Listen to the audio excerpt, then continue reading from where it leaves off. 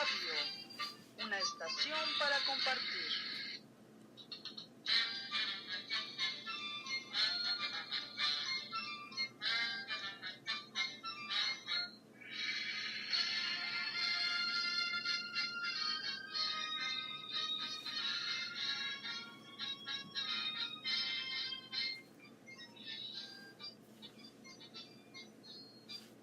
Hola, ¿qué tal? ¿Cómo están, amigos de Urus Radio? Buenas noches. Estamos aquí en vivo desde la cabina de Urus Radio presentando el programa de la verdadera historia de México. Hoy lunes 11 de junio de 2018. Y bueno, ahorita tenemos algunos problemas técnicos. Estamos con un aparato alterno. Espero que ahora sí nos escuchen bien. Mándenos mensajitos, por favor. Pero aquí estamos nuevamente y pues aquí está también con nosotros el profesor Francisco Mendoza. Profesor, ¿cómo está? Buenas noches.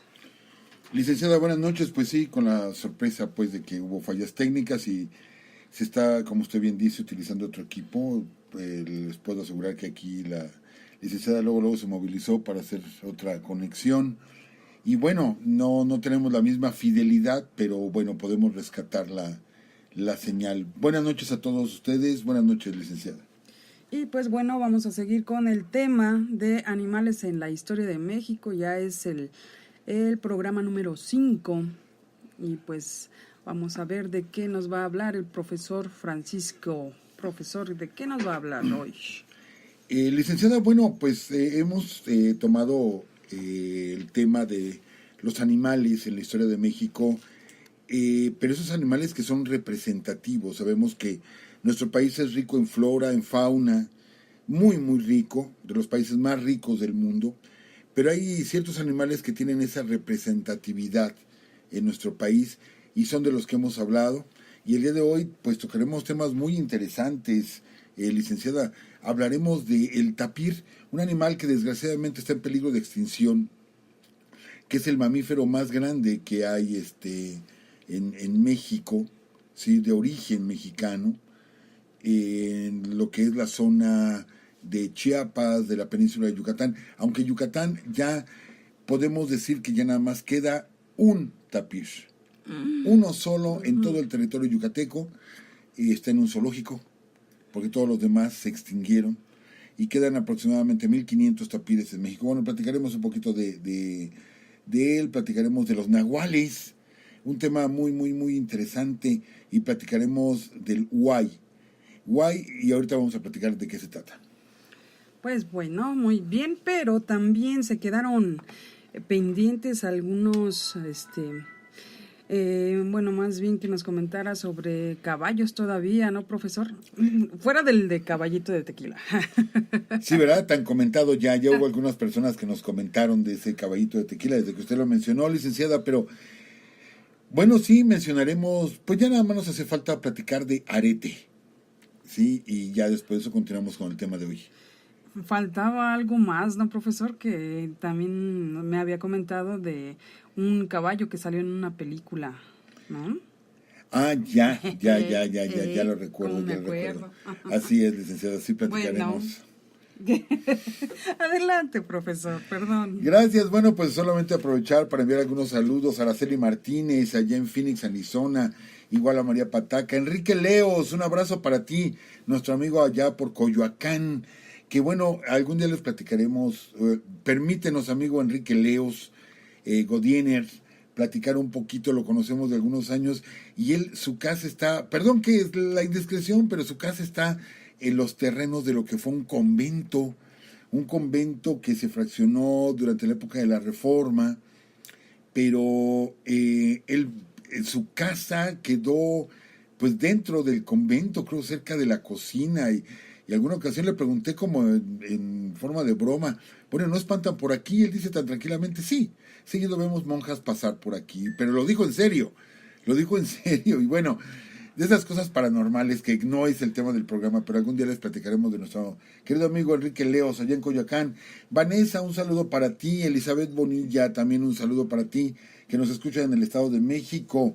La doctora Miriam Ortega, que también nos escucha en el Estado de México. Nuestro amigo Ángel, Un abrazo para ti muy, muy fuerte, Ángel.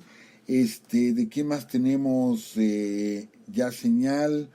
A ver, permítame, licenciada. Bueno, mientras saludamos a Natania, que está ya en el chat y dice, finalmente, dice, no podía oír nada, buenos días. Pues sí, Natania, disculpa, una falla técnica, pero ya estamos aquí. Así es, Natania. Natania, déjame decirte, y perdón por la confianza, que cómo nos diste durísimo con el texto que subiste a la página de Urus Radio. Es un texto tremendo y del cual vamos a comentar hoy un poquito, que nos hiciste favor de compartir, de Fray Bartolomé de las Casas, lo que es la breve relación de la destrucción de las Indias. Es verdaderamente terrible. Terrible lo que el mismo Fray Bartolomé de las Casas narra, ¿sí? Platica y hace una denuncia de cómo se dio la conquista, no solo en México, sino en varias partes de esta América, y es tremendo. Y nos hizo favor nuestra amiga Natania de compartirlo, lo leímos, y de veras es escalofriante. Pero ahorita lo comentamos, licenciada. Sí, profesor, pues algo más, creo que no, vamos a comenzar. Pues nada más, nuestra amiga Isis allá en Tlaxcala, un abrazo para ti, nuestra amiga Isis. Pues comencemos cerrando los comentarios de la semana pasada, lo que eran los caballos. Los caballos, comentábamos que nos hacía falta platicar un par de historias, una de ellas, un caballo que pasó a la historia en México, pero dentro del ámbito deportivo. Amigo, licenciada, el caballo Arete.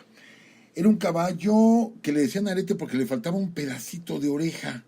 En la parte baja de su oreja tenía como un pequeño hueco y por eso le decían al caballo Arete. Pero aparte, el caballo Arete nació con un problema congénito y era tuerto. ¿Sí? Era tuerto este caballo. Más sin embargo, el coronel Mariles, bueno, es que tuvo muchos grados, teniente, etcétera, hasta general. Pero bueno, doma este caballo, lo entrena, lo prepara y forma parte del equipo ecuestre mexicano que participa en las Olimpiadas de 1948 en Londres, Inglaterra. El equipo, tiene varias competencias. Entonces se prepara para la Olimpiada y en ese entonces el presidente Miguel Alemán habla con Mariles y le dice, ¿sabes qué? No tienen ustedes oportunidad de ganar, así es que ¿para qué hacer el gasto? Mejor no vayan. Y le da la orden de que no vayan a la competencia a Londres. Pues, ¿qué creen, amigos? ¿Qué cree, licenciada? Que Mariles, desobedeciendo una orden, y vaya que es militar, y estaba recibiendo una orden del jefe supremo de las Fuerzas Armadas de México, pues que se trepa un barco y que se va con todo el equipo mexicano, y que se va a Italia a una competencia previa, la cual ganaron, ¿sí? Pero allá el embajador mexicano le dijo, Mariles, ¿qué crees? Que tengo orden, me llegó por telegrama la orden de detenerte.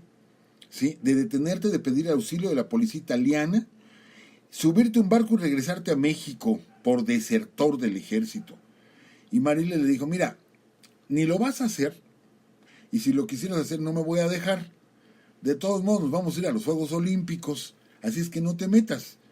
Y efectivamente se fue a los Juegos Olímpicos en Londres y se trajeron nada más y nada menos que la medalla de oro, ¿sí? En equipos y en individual, Mariles, montando a este precioso caballo Arete. Cuando regresa a México, pues regresan con la gloria de haber ganado la primera medalla de oro para México en unos Juegos Olímpicos. Y pues Miguel Alemán nunca le dijo nada. Nunca le dijo nada. Posteriormente Mariles se vería envuelto en muchas dificultades, fue acusado de narcotraficante. Mariles se intentó detener en Francia. Bueno, tiene una vida muy azarosa, pero ya platicaremos algún otro día de él directamente. Pero donde cabe la anécdota es que cuando muere Arete en los años 50, el mismo Mariles pide que le permitan abrir su tumba. Entonces toma pico y pala y comienza a abrir la tumba del caballo Arete, allá en Lomas de Sotelo, y entierran a este caballo. Les digo, con el que se ganó la primera medalla de oro para México en unos Juegos Olímpicos, y eso yo no lo sabía. Yo por cuestiones deportivas conozco muy bien el Centro Deportivo Olímpico Mexicano, que todos conocemos como el CEDOM. Allí está enterrado el caballo Arete. Yo sí he pasado, si ustedes conocen, amigos, el Centro Deportivo Olímpico Mexicano, está a la entrada, está el Comité Olímpico, está a la entrada y rumbo al comedor pasa uno por una estatua ecuestre. Uno la ve y ve uno a Mariles montando Arete en una estatua ecuestre. Pero lo que yo no sabía es que debajo de la estatua está el caballo, precisamente. ¿Sí? Ahí está el caballo. Entonces, valga esa unión entre el jinete y su montura, que él mismo pide abrir la tumba de este caballo. Entonces pasa a la historia de México, licenciada. Y bueno, por ese tiempo, Manuel Ávila Camacho era presidente antes de Miguel Alemán. Y por ese tiempo, en la actuación, pues hubo una película, yo sé que ustedes se van a acordar de ella, porque fue una excelente actuación del señor Fernando Soler y de Pedro Infante, ¿sí?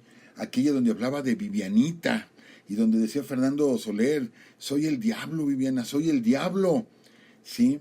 Y estamos hablando de La Oveja Negra y la segunda parte que fue No desearás la mujer de tu hijo, o de tu padre, ya no me acuerdo bien del título de esta segunda película, pero hay un caballo ahí.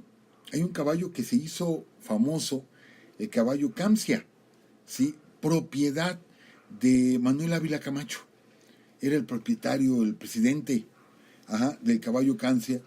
Y bueno, la película es excelente. Yo como gente de teatro, yo me impresiono con la actuación de don Fernando Soler. La verdad, impresionante su actuación. Y bueno, qué elenco, ¿no? También tenía en ese momento. Pero no me imaginaba esta anécdota de que alguna ocasión Juan Domingo Perón, el presidente de Argentina, viene a México. Juan Domingo Perón hace una visita oficial a nuestro país, lo recibe Ávila Camacho. Y Ávila Camacho le dice, mi general, porque era general Juan Domingo Perón, pues si usted gusta algo, con toda confianza, lo que quiera, lo que usted pida. Y agarra Juan Domingo Perón, dice, quiero al caballo Camcia. Así, quiero al caballo Camcia. Hasta ahí conocemos la historia. Yo no sé qué le contestó Ávila Camacho. No sé si se lo dieron, o no se lo dieron, o le dieron otro caballo, o se lo tomó a broma Ávila Camacho. No lo sé. Hasta ahí las lecturas que tuvimos nada más mencionan eso, que Juan Domingo Perón le había pedido el caballo Camcia a Ávila Camacho. Ese caballo que pues pasó de alguna manera, ahora en el ambiente artístico, pues pasó a la historia también de México. Licenciada, ¿cómo ve estas historias? Pues muy, muy buenas, profesor. Y también me acuerdo que me comentaba usted que en el himno nacional también se menciona el caballo. Ajá. La palabra como tal no, pero usted me hacía referencia. Bueno, el himno nacional es un himno de la época del romanticismo mexicano.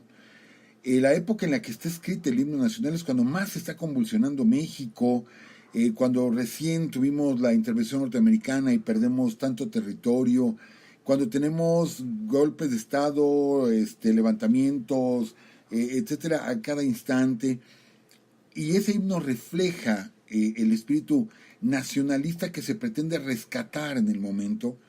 Algún día, y lo digo con todas sus letras, tuve la desgracia de escuchar a Hugo Argüelles, que como dramaturgo lo respeto mucho, pero yo lo escuché en una conferencia a Hugo Argüelles haciendo pedazos al himno nacional mexicano, diciendo que era anticuado, que era cursi, pero pues no se ponía el señor, no entendía que la época en la cual había sido escrito nuestro himno nacional y yo me acuerdo, y perdón por lo altanero de mi respuesta, yo me retiré de la conferencia porque aparte el señor Argüelles traía una bufanda con las barras y las estrellas y hablando pestes del himno nacional, y mejor me retiré con el argumento de que la diarrea mental del señor me había provocado diarrea física. Sí me molestó mucho, usted se acordará, licenciada, de esa ocasión. Sí me molesté mucho por esa situación. Y el himno, sí es cierto, menciona originalmente a Santana y menciona originalmente a Iturbide. Son 10 estrofas, actualmente se cantan oficialmente la primera y la 10ª, en ocasiones la primera, segunda y la 10ª, pero bueno, ya hicimos una vez un programa con la historia del himno nacional, quizá hagamos otro, pero lo que decía la licenciada, se menciona el caballo, pero no como caballo, sino se menciona en la primera parte del himno, dice: mexicanos al grito de guerra, el acero aprestad y el bridón.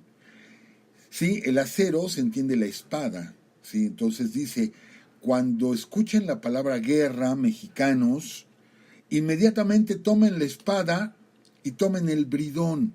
El bridón es el caballo. Aunque también, bueno, se le dice bridón porque se le colocan las bridas al caballo, que es con el que se conduce. Entonces bridón puede ser las bridas, pero en este caso el autor, González Bocanegra, se refiere al caballo, porque también así se le apodaba, un bridón. Entonces, mexicanos, cuando escuchen el grito de guerra, inmediatamente saquen la espada y agarren su caballo. Eso es lo que quiere decir las primeras 2 frases del himno nacional, que también mencionan a este noble animal. Bien, y terminando con este tema, tenemos a René Martínez. Tiene... me estaba haciendo acá una señal, profesor. Lo que pasa es que como tenemos otro aparato, sí hay que estar con mucho cuidadito porque como que tiene mucha fidelidad. Vamos a ver aquí, René Martínez Rojas dice: en el mismo equipo olímpico iba el capitán Gracida. Y dice: y los hijos y los nietos del capitán fueron y siguen siendo excelentes caballistas, jugadores de polo en Estados Unidos y Gran Bretaña. Así es toda una descendencia de jinetes mexicanos, tiene toda la razón. Pues creo que se concluyó el tema. Tenemos algunas personas acá también en el chat y las vamos a saludar. Vamos a saludar a, René nos saluda y dice: buenas noches, profesor y licenciada. Esaú Arrieta dice: saludos desde Salt Lake City. Hesri Mendoza dice: saludos, profesor y licenciada. Los escuchamos desde Tonanitla, Estado de México. Enrique, Paco y Linda. Es un agasajo escucharlos. Pues muchas gracias. Nuestro amigo allá en Salt Lake City, muy al norte de los Estados Unidos, en la ciudad de Lago Salado, el estado mormón, que hay una historia por ahí. Perdón, amigos, si profesas esta fe religiosa de la Iglesia de Jesucristo de los Santos de los Últimos Días, lo digo con absoluto y total respeto, pero hay una parte de la historia del mormonismo que tiene que ver con México y la intervención de 1846, 47, 48. Algún día platicaremos esa parte también de la historia, lo que tuvieron que ver los mormones de ese tiempo. Y bueno, licenciada, seguimos hablando de animales. Sí, aquí. Seguimos hablando de animales. Hablemos, sí. Dábamos un adelanto de lo que es el tapir. El tapir, este animal tan raro, licenciada, porque pareciera como un pequeño elefante sin orejas. Válgame la expresión. Porque no está orejón, sí, pero más sin embargo tiene una especie de trompa que se mueve, o sea, pero no tan larga como los elefantes, y llega a pesar hasta 300 kilos el tapir. Este animal forma una parte muy importante de no podemos decir polinización, sino de cómo se conserva la selva, ¿sí? De cómo se conserva la selva, porque el tapir, al comer, su cuerpo, su estómago, no destruye las semillas, ¿sí? Del alimento que está comiendo. Van semillas ahí, no las destruye. Al momento que el animal defeca, va caminando, va defecando, va regando las semillas dentro de sus heces fecales, va dejando las semillas, y esas mismas heces fecales sirven como abono y empiezan a crecer nuevas plantas. Es increíble el proceso del tapir, ¿sí? Que es consumido desde la época de los mayas. Un animal, les digo, podríamos decir casi exótico, que habita en lo que viene a ser Centroamérica. Bueno, habitaba desde el Istmo y todo Centroamérica hasta llegar a Colombia. Desgraciadamente, pues la cacería, sobre todo la cacería, la gente para consumir su carne, pues han terminado prácticamente con este precioso animal. Hace rato decíamos que solamente existe uno en Yucatán y está en el zoológico. En Campeche ya no existe ninguno más. Nuestro amigo Rodolfo nos está enviando saludos. Muchas gracias, nuestro amigo Rodolfo. Ya tenía rato que no se comunicaba con nosotros desde Salamanca. José Luis también. José Luis León. No sé, nada más decía José Luis, profesor, lo vi de rápido. Bueno, a los 2 o 3 José Luises que conocemos, un abrazo para ustedes. Y bueno, el tapir desgraciadamente... Es José Luis León Volante. Nuestro amigo José Luis León Volante, que esperamos verlo en los próximos días, estar con él compartiendo una tarde, seguramente platicando de historia de México. Un abrazo para ti, nuestro amigo José Luis. Y le decíamos del tapir, pues el tapir se está terminando, representativo de la zona maya. Y bueno, es una pena. El tapir, que es un excelente buceador. Es más, no es nadador. Fíjese, licenciada, amigos, el tapir, teniendo 300 kilos de peso, sabe nadar, puede nadar. Pero cuando hay un río, ¿sí?, el tapir pasa caminando el río. Esto es, se baja y sigue caminando por el fondo del río hasta llegar a la otra orilla, cosa que ningún otro animal hace, porque normalmente los animales que son nadadores, bueno, cruzan nadando por la superficie. No, el tapir se sigue caminando como si nada, pasa por debajo caminando y sale del otro lado. Es un maravilloso animal.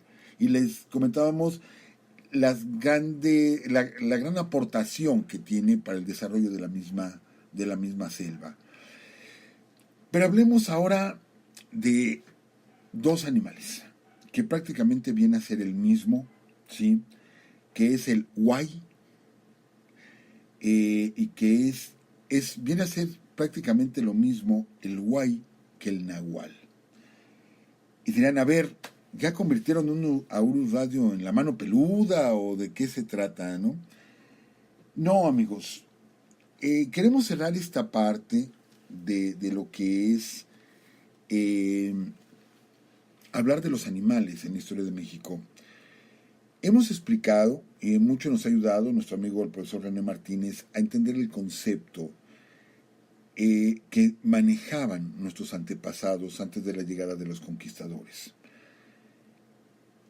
Decíamos que la idea de Dios como tal no existía antes de la conquista, no existía como tal, era un concepto e iba muy ligado con las cuestiones de la naturaleza.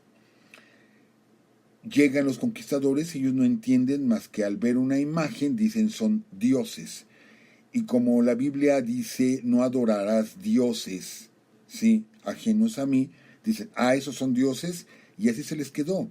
Y hasta el día de hoy, hablamos del dios de la guerra, Huitzilopochtli, dios de la lluvia, Tlaloc, etcétera, etcétera, y hablamos de dioses, y no son dioses. Les repito, es un concepto más que nada, no es como la figura, no es como el ente o el espíritu o la persona. Nosotros en la antigüedad no manejábamos esos conceptos. Pero insisto, los conquistadores ganaron la guerra y ellos así lo vieron. Recuerden, por ejemplo, y yo quiero pues acusar un poquito de nuestra ignorancia, por el desconocimiento de nuestras culturas antiguas. La Biblia, que bueno, ¿por qué menciono tanto la Biblia? Porque pues llegaron los conquistadores que eran cristianos y lo que nos llega aquí es la Biblia. Claro, no la leíamos, pero después por Lutero pues ya tenemos la lectura de la Biblia. Ellos sí mencionan en la Biblia, está escrita la palabra brujo, y la palabra hechicería. ¿Sí? La palabra brujo, bruxa, es una palabra muy antigua, prerromana. Así, o sea, en la época de Cristo ya se usaba la palabra bruja o brujo y hechiceros. ¿Sí? Entonces, cualquier cosa, ¿sí?, que se saliera del canon bíblico era tomado como brujería o hechicería, tomando en cuenta a los brujos o hechiceros de la época cristiana.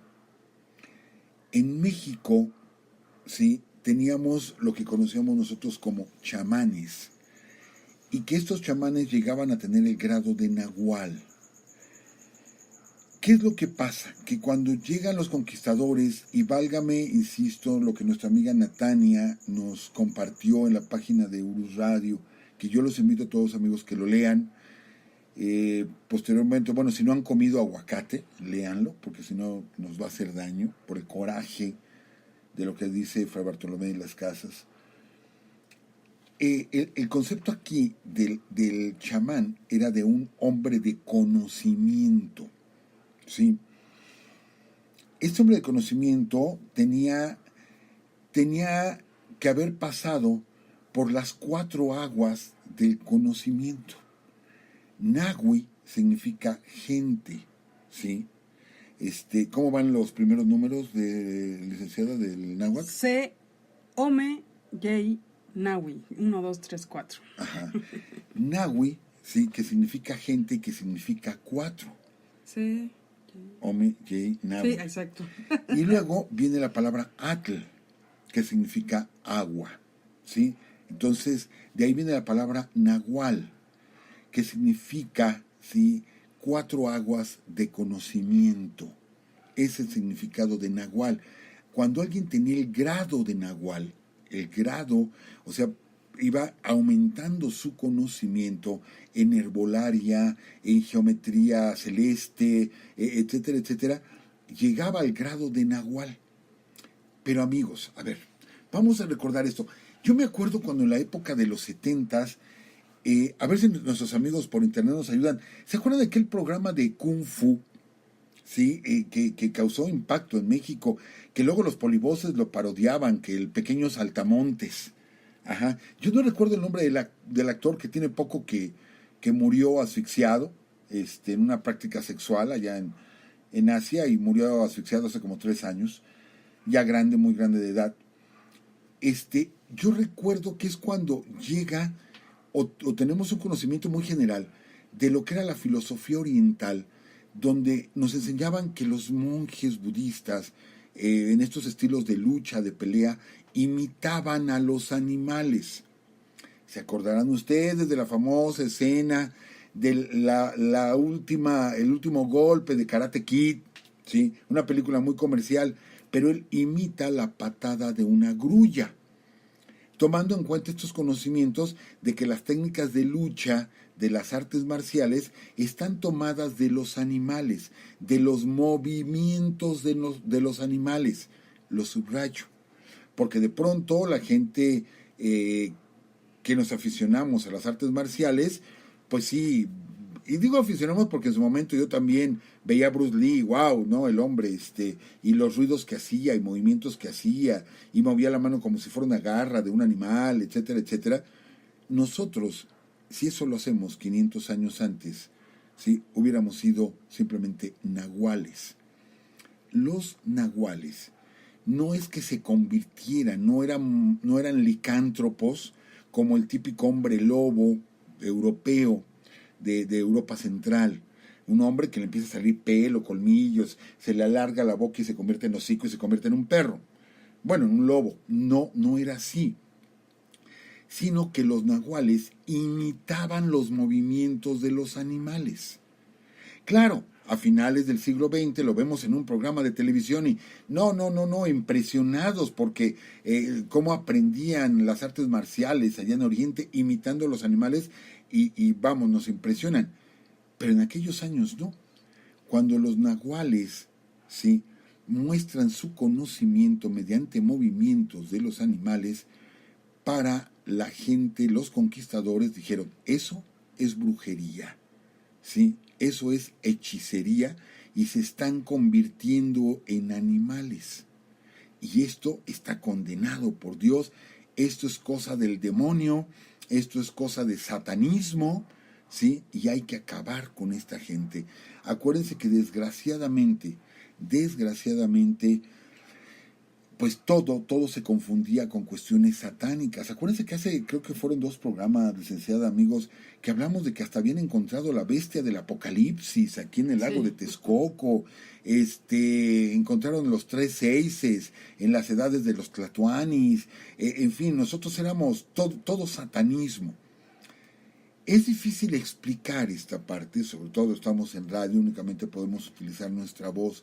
Es difícil explicarlo, pero insisto, yo no podría como ser muy gráfico, ¿sí? Pero ellos imitaban estos movimientos porque cada uno de estos animales representaba un estado distinto. Claro, estamos hablando de estados alterados de conciencia. Amigos, amigas, lo tenemos que decir como es. Son estados alterados de conciencia. Esto raya, pudiéramos decir, en la histeria, raya en otro tipo de situaciones de corte psicológico y que está provocada muchas veces por cuestiones psicotrópicas, o sea, por hongos, por consumir algunas de estas sustancias, de pronto se llega a un estado alterado de conciencia.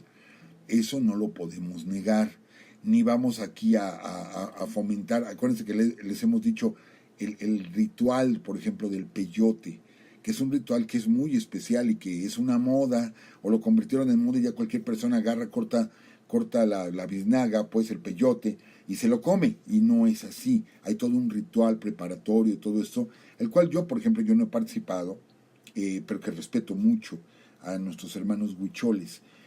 Entonces entran en esos estados alterados, imitan estos animales, y bueno, fueron totalmente perseguidos, convertidos en brujos, ¿sí? En hechiceros. Yo les voy a platicar algo, amigos. Sé, digamos, la responsabilidad que tengo de contarles lo siguiente, porque lo viví, sí, lo viví. No puedo dar nombres por cuestión ética, no puedo, pero lo viví ya hace poco más de 20 años, de que llegamos a la casa de un amigo muy cercano. Sus padres eran del estado de Guanajuato, pero de un pequeño caserío, una zona un tanto despoblada del estado de Guanajuato. De allá eran sus padres. Entonces me llamó la atención cuando llegamos de visita a la casa y de pronto les digo, yo se los platico como yo lo viví, ¿sí? Vi a muchas personas grandes de edad, los padres de nuestro amigo ya eran grandes también de edad, él era el hijo más chico de un montón, entonces ya eran grandes de edad, y vi a muchos señores grandes, señoras también, pero estoy hablando como de unos 20, 25, en una casa que no era tan grande. Yo pensé, dije, bueno, yo creo que vino la familia entera de Guanajuato, ¿no? Porque pues se veía gente de corte provinciano. Entonces ya le pregunto yo a mi amigo, le digo, bueno, ¿vino a visitarlo la familia, algo así? Dice, no, es que el pueblo de mi papá todavía se rige por usos y costumbres. Y sabemos que la legislación en México, la Constitución en México, permite que algunos pueblos se rijan por usos y costumbres. Esto es, fuera de la Constitución, ellos se manejan. Dice, y mi papá forma parte del Consejo de Ancianos del pueblo. Ah, caray, le digo, ¿y vino todo el Consejo de Ancianos? Sí, vinieron a hablar con él, porque él es parte principal del Consejo de Ancianos. Ah, órale, pues yo me imaginé algún problema de tierras o de deslinde, no sé. Y le digo, ¿y a qué vinieron? Y me contesta como haciendo secreto. Dice, lo que pasa, dice, es que allá en el pueblito de mi padre, dice, atraparon a una bruja. Le digo, ¿cómo? ¿Que atraparon a una bruja? Dice, sí. Vieron una bola de fuego que estaba cruzando el cielo, luego vieron dónde cayó esta bola de fuego, corrieron todos y encontraron a una señora, a una anciana, ¿sí? Y todos dijeron, es una bruja. E iba volando y cayó. Ajá. Y la tienen detenida en una casa del pueblo y vienen a consultar con mi padre qué hacer con ella. Les digo, amigos, que pues es difícil platicar esto. Creo que no podíamos hacer gran cosa en ese momento, y le estoy hablando de hace más de 20 años, cuando tiempo después me enteré de que la decisión de los ancianos de ese pequeño pueblo de Guanajuato fue matar a la bruja. Y efectivamente fue ahorcada porque venía en una bola de fuego y había caído y la encontraron ahí. ¿Qué podemos decir de esto? Pues que es un homicidio, definitivamente es un homicidio. Les digo, esto sucedió ya hace varios años, pero ya es más, las personas, los padres, bueno, el padre de mi amigo ya falleció hace también muchos años. ¿Qué se puede hacer ante todo esto? Es difícil, es muy difícil. Yo esperaba que la decisión fuera, pues no le vamos a hacer nada. Como un mes, 2 meses después pregunté, ¿qué pasó con ese asunto? No, pues dijeron que le iban a matar y la mataron. A ese grado de ignorancia llegamos. Actualmente nosotros vemos al chamán como a un brujo y vemos todavía muchas leyendas alrededor de los nahuales, donde los nahuales se convierten en diferentes animales, en burros, en perros, en lobos, en puercos. Se ha desvirtuado totalmente la idea del nahualismo, se ha desvirtuado por completo lo que eran los nahuales, que eran hombres de conocimiento en el México prehispánico. A raíz de la llegada de los conquistadores, los convirtieron en los brujos y hechiceros de los cuales habla la Biblia, ¿sí? En gente satánica por completo. Pero lo peor es que hay gente que no tiene la tradición,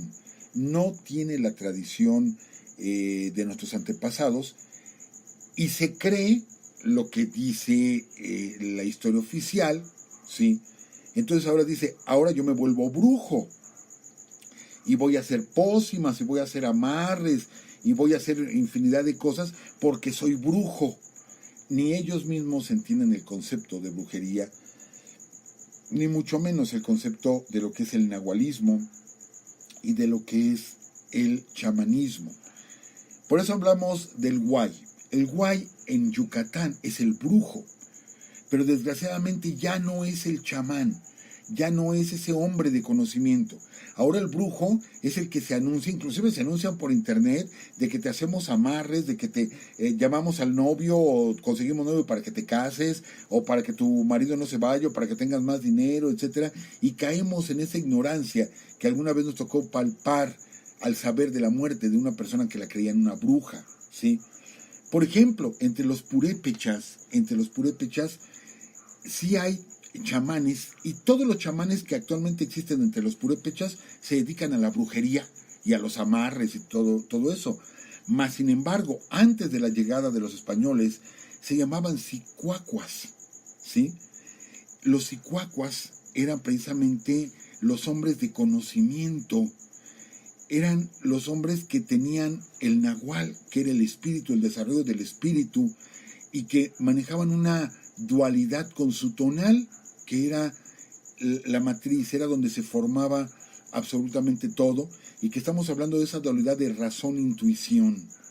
Es un tema muy interesante, muy, muy profundo, ¿sí? Que se ha podido conservar, pero que desgraciadamente se ha malinterpretado, se ha malversado, se ha comercializado, y ahorita todo el mundo se dice chamán y todo el mundo se dice curandero, cuando realmente no tienen esa tradición, cuando realmente no tienen el respeto, ¿sí? El respeto por ese conocimiento ancestral que incluye, insisto, la medicina tradicional mexicana. Valga mencionar, por ejemplo, la palabra Chichén Itzá, que significa el lugar de los brujos del agua. Eso es lo que nos dicen en Yucatán. El guía de turistas dice, Chichén Itzá significa el lugar de los brujos del agua. Y la pregunta sería, ¿cuáles brujos? Aquí no había brujos. Los brujos son de Europa. Es como cuando decimos, aquí no hay hadas. Es que fíjense que salió un hada. Aquí no hay hadas. Las hadas con alitas y con la varita mágica no existen en nuestra cultura. Entre nosotros son los aluches, por ejemplo, otro tipo de seres ¿sí? Pero desgraciadamente pues lo tengo que decir, Dígalo ignorancia, como es. ignorancia que luego manejamos, nos hace manejar esto de manera abrupta, con una falta de respeto, ¿sí? Entonces no puede ser Chichén Itzá el lugar de los brujos del agua, porque no había brujos aquí en México, ¿sí?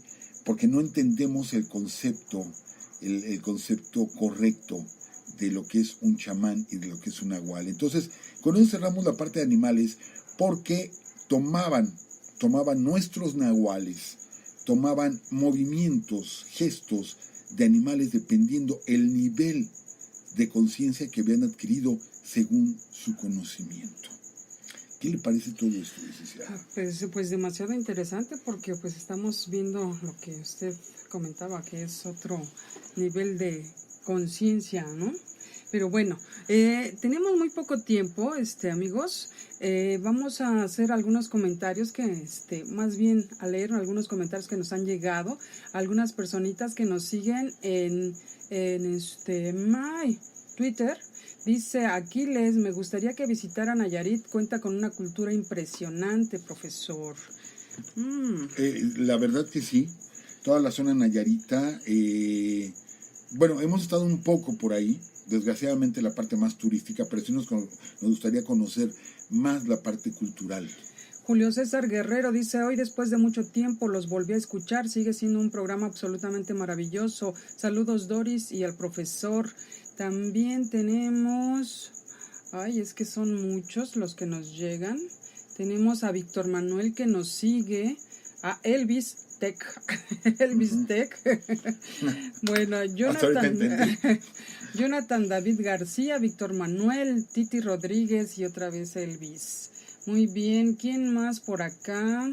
Creo que de aquí son todos, pero tenemos a muchas personitas que igual que nos siguen en YouTube. Y en YouTube tenemos a Tere. Ahorita se me perdió. Vamos a verlo desde acá porque tenemos poco tiempo. Profesor. Dice Rocío Aguirre. Dice, es la primera vez que los escucho. ¡Qué belleza! Solo por eso me suscribo. No, pues muchas gracias. Kondeshi dice, excelente programa. Qué gusto escucharlos. Kondeshi ya tenía tiempo que no nos saludaba. Sí, que creo que es Titi Rodríguez. También está Esaú Chávez, dice, hola, soy Esaú Chávez, trabajo en tranvías, ojalá pudiera hacer un programa de los tranvías y los trolebuses. La época porfirista, tenemos que hablar de la época porfirista, donde llega el tranvía a México. José Macías dice, saludos desde Querétaro. Querétaro. Claro que sí, vamos a estar muy pronto por allá, en Querétaro. Y Teresa Bravo dice, Lick y profesor, un saludo, no crean que ya me olvidé de ustedes, los sigo escuchando por siempre. Les mando un caluroso abrazo, amigos, gracias por compartir. Y bueno, se nos está acabando el tiempo, sí, es muy poquito tiempo. Aquí sí nos cortan exactamente a la hora, así es que también vamos a leer algunos comentarios. Luis Alejandro, que está en el chat, dice, hola, saludos. René Martínez dice, los chaneques, literal, los dueños del hábitat. René Martínez también dice, pero ya lo revuelven con los aluches. Sí, desgraciadamente, que ya hicimos algún programa sobre estos personajes, que es riquísimo el folclore en esa parte, y que, bueno, algo tiene que ver, o sea, de cómo los aluches pierden a la gente en la selva, tiene algo que ver, ¿sí? En fin, hay tantas similitudes entre la cultura maya y la cultura náhuatl, ¿sí? Y no nos olvidemos de la parte purépecha, la parte mixteca y zapoteca. Hay mucho conocimiento que vamos a seguir compartiendo con ustedes. Con esto cerramos la parte de animales en la historia de México, pero abriremos una nueva etapa y seguimos con ustedes el próximo lunes, licenciada. Sí, nos escuchamos por acá el próximo lunes. También les decía de la sorpresa que nos había pedido Natania. Natania, ya vamos a tener WhatsApp, así es que los que quieran comunicarse con nosotros, por favor, por medio de Facebook, nos mandan su teléfono y los damos de alta en el WhatsApp. ¿Cómo ve, profesor? Muy bien, nos estamos modernizando, licenciada. Sí, un poquito. Que estén muy bien. Nos quedan 7 segundos. Hasta luego.